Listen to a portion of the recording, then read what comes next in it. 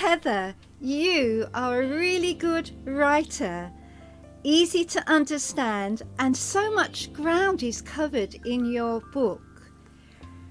Heather, relationships. The Bible says it's not good for man to be alone.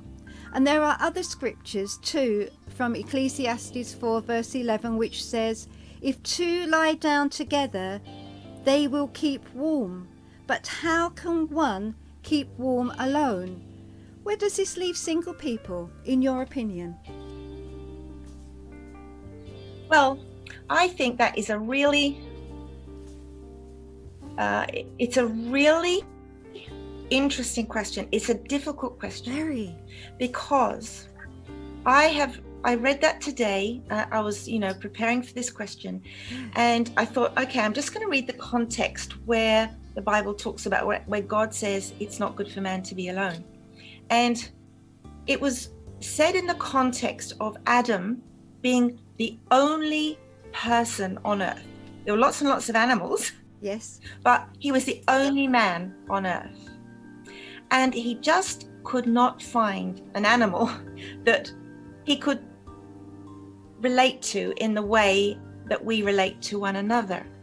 So God said, okay, it's not good for him to be alone. I will make a helpmeet for him. So I'm thinking to myself, yes, he made a helpmeet, he made Eve. And you'd think that with God making Adam and Eve, all would be really fantastic in the Garden of Paradise. But the next chapter goes on. So he makes Eve, and she walks into the garden with Adam, and they're told not to eat of the tree of life. And there she is, tempting him. That the first thing we hear about Eve is that she is tempting her husband. And of course, we all know the story of how everything went pear-shaped after that. Yeah. And so is God saying, look, if you're not married, then you're at a disadvantage? I don't think so. I think, look, God said that in a perfect world. It's not good that man be alone. I want someone that he can share with and share his heart and not feel lonely. Yeah. But I have, along the 44 years that I've been involved in ministry with Len, I have seen many married people who I would consider really lonely in their marriages. Yes, of course. And I have met wonderful single people who they've got social groups to go to, they're busy, they've got work, they've this and that, and they're not sad. They're not lonely. No. So, but I do understand that the desire of a woman is to be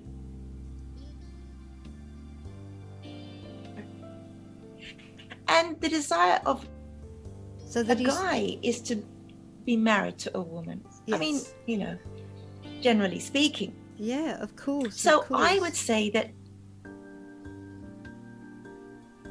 So, but for what would you say? People, yes. Yeah, single people.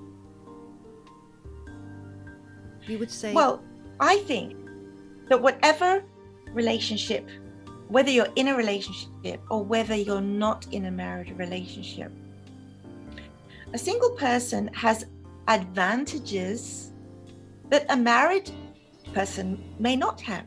Right.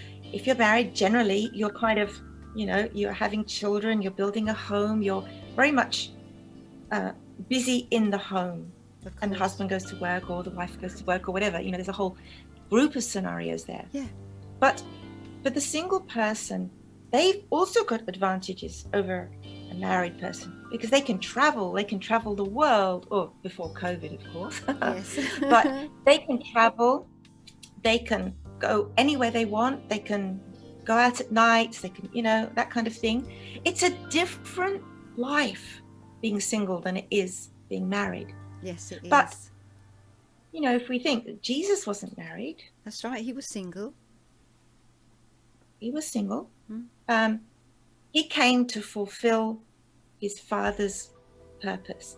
And do you know, I feel that if we see our lives as Christians as fulfilling God's purpose, then I think that, you know, like we've shared personally, we've said that, you know, God knows our needs. Yes, he does. He knows our desires.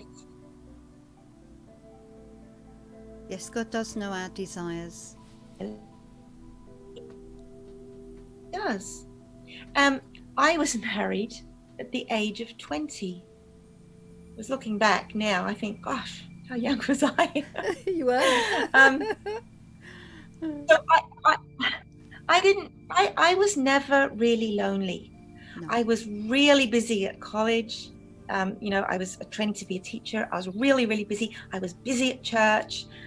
I was busy at home. And then when I met Len, he swept me off my feet. Yeah. And so I was busy, you know, in a totally different dimension.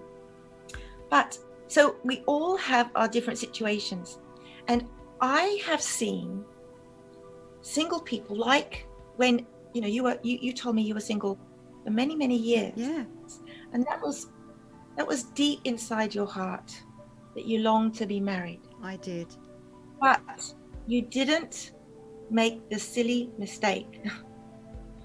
I don't mean to say, well, it is a silly mistake, to just go, oh, I'm needy. I want to be in love. I will take the first guy that comes along, because guess what? I mean, there is such a thing as FOMO, you know, FOMO, called Yes. the fear of missing out. Yes, of course. Yeah. And some people do feel fearful of missing out.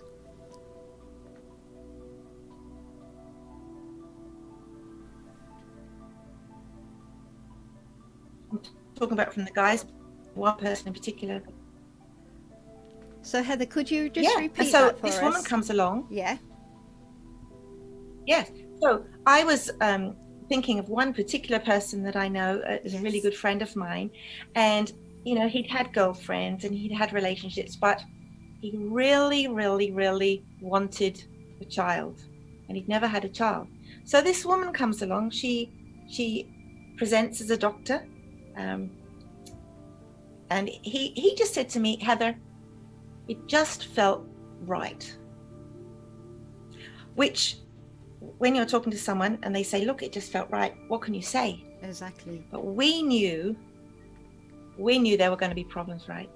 Well, do you know, he has had the saddest marriage. He's had the saddest breakup. He's been made bankrupt by this woman. He's realized that she wasn't a Christian when she said he was. Yes, that's difficult. And he just wishes that he had never got married. Yeah. So what I would say is, yes, it is good. I would take it from the other way. Yes, it is good not to be alone. Yes. But it is really important to let God choose your partner. As I'm talking as a Christian, of course. Yes, I'm talking as a course, Christian. Of course. And if you think about it, God chose Eve for Adam. He didn't just make a whole lot of women and then say to Adam, okay, go and choose a wife. God fashioned this woman perfectly for Adam. Yes, he So did. Eve was God's choice. Yeah. And I remember, look, I'm not saying everyone should do this. I'm just talking, we're just having a chat. But, you know, I would say, Len and I both, back in the day when we were younger and we weren't married, both of us had boyfriends, girlfriends. And I think you know Len's girlfriend. Yes. Don't you? Yes. You know the lady that he was engaged to be married before he met me. Yes. And she's a beautiful, lovely lady, and I really love her a lot. Yes. But funnily enough, Len prayed, Lord, this is after his breakup, it all went wrong. Yes. He said, I don't think I'm very good at choosing my own wife. Please, will you help me to choose the person that will be a helpmeet for me, and I can be a helpmeet for her. Now, back in my life, I was praying. I just had a breakup with my boyfriend. And that's a story all of its own. Yeah. And it wasn't an easy breakup because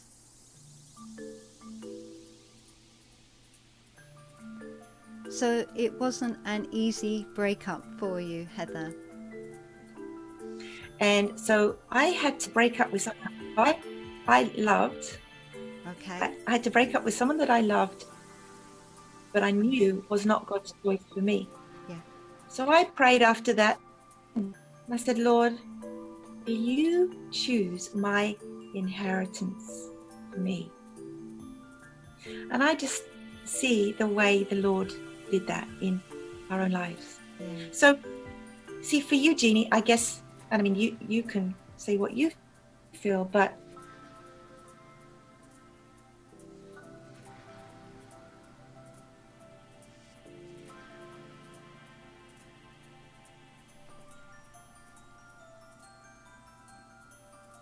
So Heather, we've just lost a bit of connection here, so we might just have to go back that bit. young, We'll have to other go back a people little bit.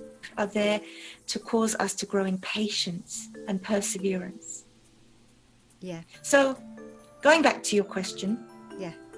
I would say God said, yeah, it's not good for Adam to be alone. I'm going to Make him a helpmate.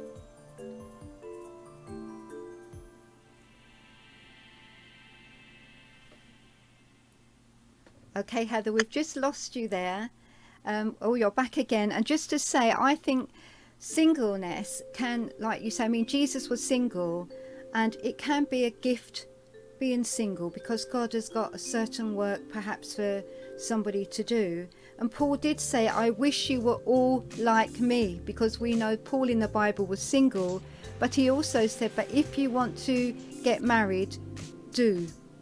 So Yes, absolutely. If you've got the right person to get married, because Yeah. if you get married to the wrong one, I actually know a lady, a dear friend of mine. She knew when she walked down the aisle Yeah. that she was marrying the wrong person. Wow. She knew it. That's sad. And as she was going down the aisle to meet her husband, she thought, I am making the biggest mistake of my life. Wow. And she did. She did. Yes. But she didn't have the courage to call the wedding off, No. which is really hard, It is. But she knew in her heart it was wrong, though. So, Heather, I mean, you married young then, at the age of 20. I mean, do you think it's a good idea that people get married young? What's your thoughts on that then? I don't think age really has a big deal to do with it. No, I think you're probably right. if you find someone that you fall in love with, and of course, as I'm talking to Christians, obviously the Lord says, don't be unequally yoked. Don't do it. No. You're going to have so many problems. It's going to be like thorns on a rose bush. It's going to hurt, and you're going to go through a lot of pain. Light and darkness just do not mix. They just don't. So that I would say is a plumb line that God sets in His Word for Christian marriage. Yeah, and that's a good Now way to it's describe different it.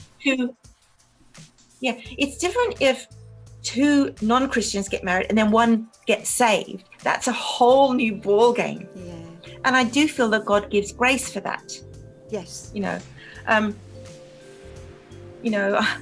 I guess I've seen sort of so many different types of relationships. But going back to singleness, I was talking about this with Len, and he said the most wonderful thing is that Jesus is coming back for his bride. Yes. Yes. So for a single person who never finds someone that they can marry, you're going to be married one day. Yeah. And you're going to be married to the King of Kings. Yeah. And you're going to be part of the bride of Christ. And all your longings and all your unfulfilled areas of your life will be completely fulfilled in eternity. Yeah, that's a lovely And I phrase. think that is it's a precious thing. So it's not, for the single one, it's not like God doesn't love you, God doesn't care. There's, I think, a timing involved. So whether you get married young, whether you get married later, I just think if you're living to glorify God, you will be able to trust him whatever time it is that you find someone that you fall in love with. Yeah. Now, Heather, I know that it's, I can see that you're very happily married and how much you love your husband, Len. But picking up from your book, you had been to hospital and you came back feeling very low and not very vibrant. I know that you're a vibrant person, but on this occasion you did feel very low. Tell us more about that then. Why did you feel so low? Okay, well, my book is about my journey with 2 cases of breast cancer. So my book goes into the story of how I came to have a double mastectomy and what an absolute confrontation that was. And I think any woman would understand what I mean by that. You can, even if you haven't had such a thing, you can imagine what that would make a woman feel. And I do know that the statistics say that is one of the greatest fears that women have. Yes. However, when I was confronted with that, that was tough. But actually getting to the stage where I could actually lay on a hospital bed and know what was going to happen to me and lay there without jumping off the hospital bed and running down the corridor was a journey for me. And I'll talk about that a little bit later. But when I had the operation, I was so mutilated. I don't think it really gets much worse for a woman, really. No. And, I was covered in bandages and, and then I had to come to terms with the fact of tea. But you can imagine, I suppose, if you're single, you don't have to worry about what your husband's going to think. But when you're married, that's a big thing. Yeah, so it's a huge thing. Let's face it, this would affect Len as well. I mean, we know, you're saying what's going through your mind, but what was going through Len's mind at that time as well? I mean, did you feel that you needed some kind of affirmation? What was going on there? Yes, well, yes, there was a lot going on in Len's mind, and there was a lot going on in mine as well. Yes. And I guess one of the fears that women have is that they're not going to be lovely to their husband anymore. And I'm so blessed. I mean, I know that a lot of women, their husbands leave them at times like this. Yeah, sadly. I've read about it and I've heard about it. And I can't imagine being a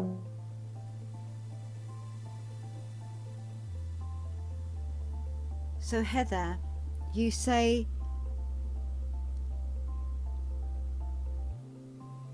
most unlovely. You say feel that you can't imagine. I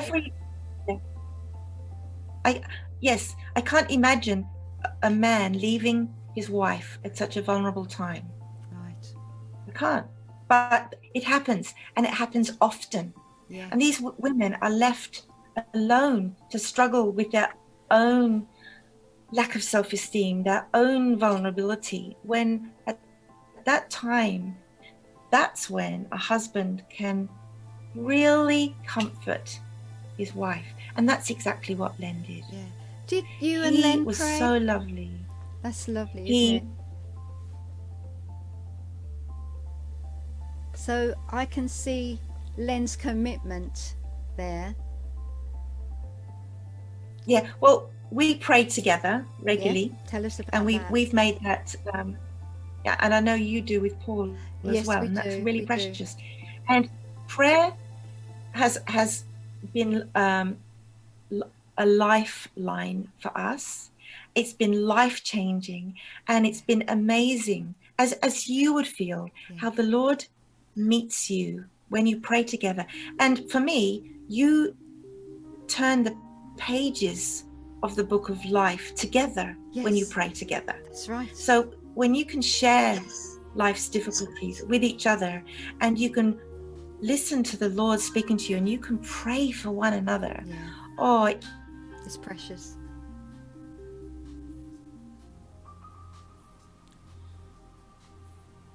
gentleness.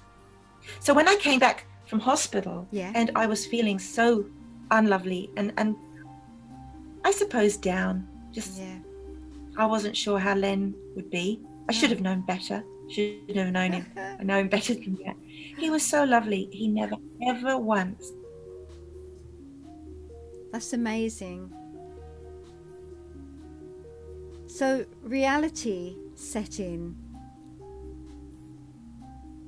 for both you What? and Len. You know, it's just been beautiful. Yeah.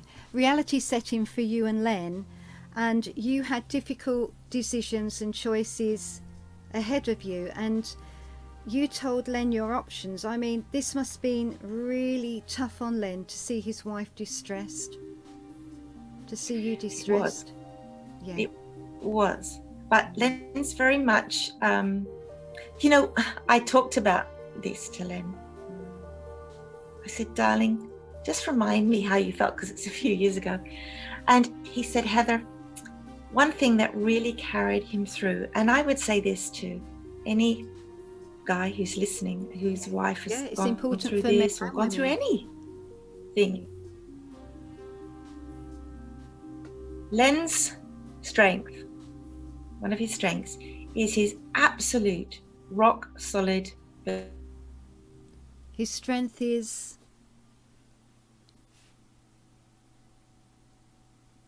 in his sovereignty. Could you say So that in the again? Lord's sovereignty over our lives. So yes, is Len's rock solid belief in the sovereignty of God. The fact is that he is Lord of our lives, and nothing can touch us that is apart from his love for us. So me having breast cancer, Len having the stroke, my son continually being so ill, we have such peace because the Lord is sovereign in our lives, and we honor his sovereignty, and we love the fact that God's sovereign. So when he is sovereign in our lives, he gives us the grace to face whatever assignment it is that God is asking us of us in our lives. So Heather, So the Lord, when you made the call to the surgeon, did you feel God speak to you during that time? Because you had to make a call to the surgeon, didn't you? I did. And the thing was, I was very, I was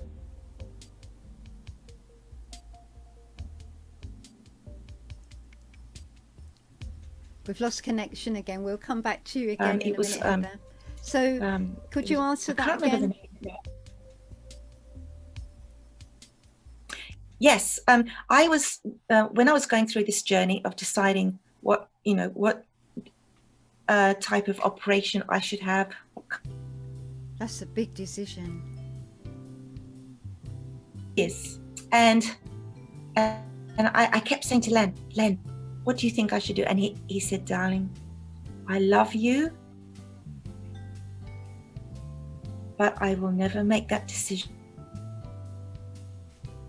Support support you in whatever decision you make. Well, that didn't Yeah. really help me much, because I thought, oh, and then all the doctors told me different things. Yes. So I said, Lord, I really want to hear from you. I really want to. And because I know in my life, the grace comes when you hear from God, you know? Yes, it does. And I felt when I made that call to in fact, I was for my operation. I signed it with the inner feeling, I guess this is probably the best option for me. Yep.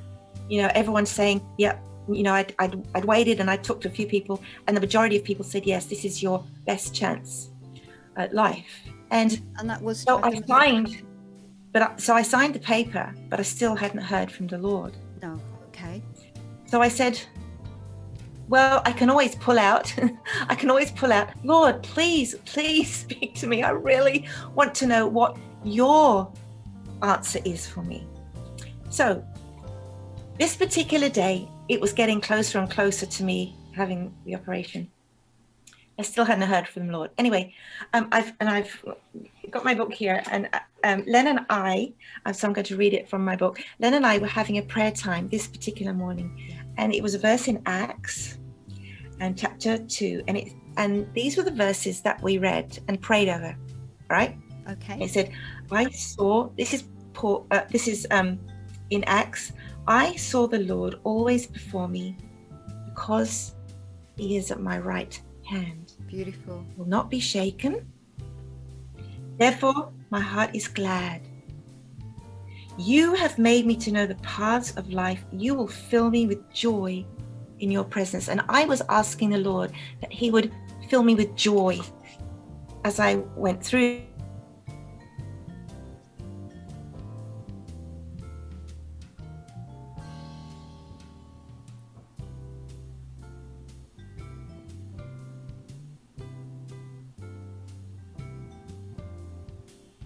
And we had 2 beautiful puppies.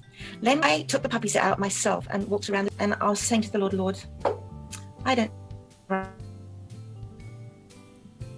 We'll have to go back a bit. I really, and I was a bit wobbly. So, you know, that feeling of. We're breaking up a bit here, Heather. So could you just recap that? Go back a bit and recap for me, please.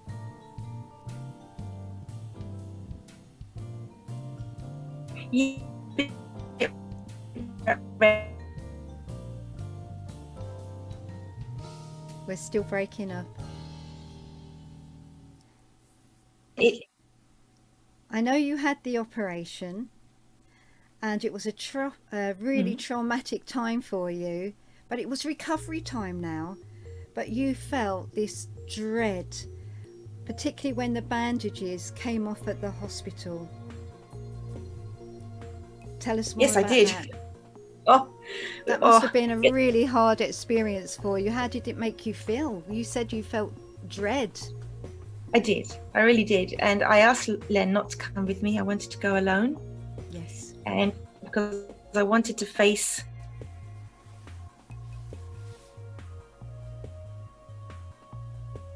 just ripping off my bandages, like she was doing it so fast. I thought she might have a train to catch. Yes, I should understand. have said, excuse me, when's your train leaving?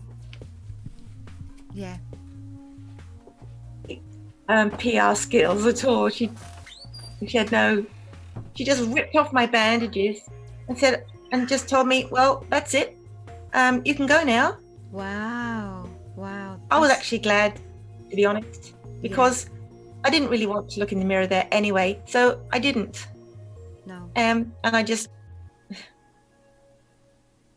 and so I didn't have to face it at the hospital. Then I came home. Yeah. Okay. And so I went to the mirror in the bathroom and I had a look.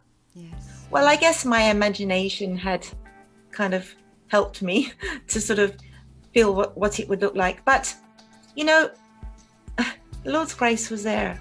Yeah. As I stood in the bathroom, I thought, you know what? And this was perhaps something that when it broke up, I didn't get a chance to say, that the Lord spoke to my heart when I was going around that doggy park, and I felt him say to me, Heather, this is my path of life for you. From the words in Acts chapter 2, this is my path of life. So when I heard that from the Lord, do you know what? I left my home with the heaviest of hearts. And when I came back, I had the lightest heart. I thought, oh Lord, thank you. Now I see. This is your path of life for me. Amazing. There are some people in the Philippines, for instance, who would never have had the chance to have an operation like this. They would have died on the rubbish dumps. Yes. I felt so grateful now. I thought, Lord, oh, joy just filled my heart. And I thought, Lord, thank you. Yeah. So when I stood before that mirror, I was able to say, Lord, thank you. Yeah. This has been your path of life for me, and I'm going to embrace it now. And I know, I think,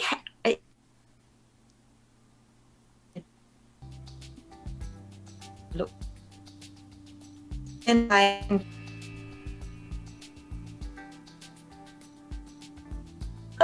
So you embraced it. You said you embraced it, Heather. Yes, I did. Yeah. I just embraced it. And Len said to me, sweetheart, you'll always be beautiful. That's lovely. Well, Heather, we're going to leave it here.